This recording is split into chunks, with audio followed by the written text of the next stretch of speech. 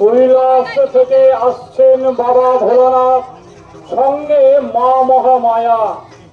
গোলক থেকে গোলকপতি নারায়ণ আসছেন সঙ্গে লক্ষ্মীকে নিয়ে। কদিন ধরে থাকবেন ওনারা ব্রহ্মা পূজার মন্দিরে। এই উপলক্ষে বিরাট আয়োজন। আসবেন সবাই ব্রহ্মাতলায় একটু কষ্ট করে। পুরনো দিনের যাত্রাপালা সব গেছে লুপ্ত হয়ে।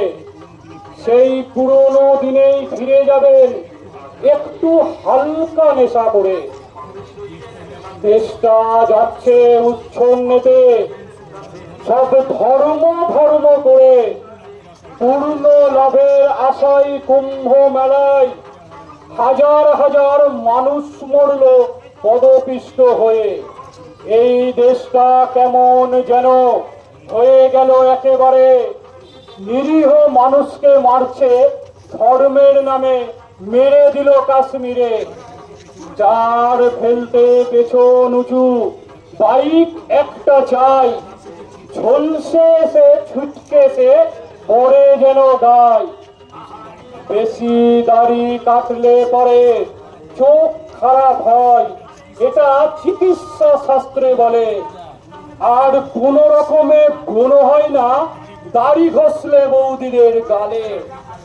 চাকরিতে আর ভরসা নেই মেয়েদের, বলছে থাকবো আমি একা। বিরিয়ানি খেতে কখনো কখনো গার্ডেনে গিয়ে করবো কেলের সাথে দেখা।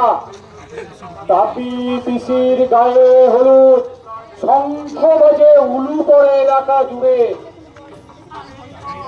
এর আগে শুয়োপোকা দিয়ে আর রেশনের পোকা ধরা চাল দিয়ে খিচুড়ি রান্না হবে। সেই খিচুড়ি একবার খেলে পরে যুবক যুবতীদের মনের গোপন বাসনা পূর্ণ হবে। বিদেশি কুকুরের দুধ আর উল পোকা দিয়ে পায়েস রান্না হবে। সেই পায়েস মেয়েরা খেলে পরে চিরকুমারী রয়ে যাবেন। আমল মেট্রো বড় কোম্পানিরা তাদের দুধ ফেলতো নষ্ট করে। সেই সমস্ত দুধ কমিটির ছেলেরা আনছেন জোগাড় করে। রসকদম্ব লট চমচম টইটুম্ব রসে ভরা, সঙ্গে থাকছে শক্তিগড়ের ল্যাংচা আর জল ভরা ও মনোহরা। তাদের জন্য রইল কিছু